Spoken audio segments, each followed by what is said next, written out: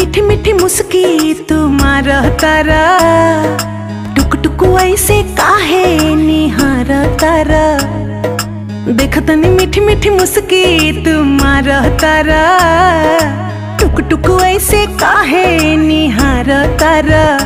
कथी चले तोरा मन में सांवरिया, हटे हटावले ना हटे नजरिया हो, जनमा रे जान हो मधुन कलर सरिया। मन करे कहसली भरिया कवरिया हो, जनमा रे जान हो मधुन कलर सरिया।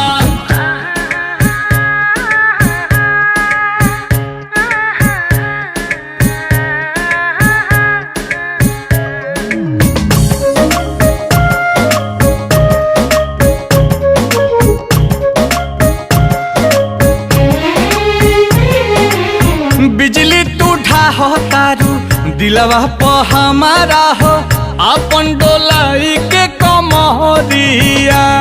हवने ना तोहरो लुटेरा, निरखेला कमर के घेरा। उठे अजब गजब के नासा, जनी ऐसे मतिया फेरा। सच हाँ के करेला मस्करिया हो, लागल बा फालती को लहरे झलरिया हो, जनमा रे जान हो मधुन कलर सरिया। मन करे कसली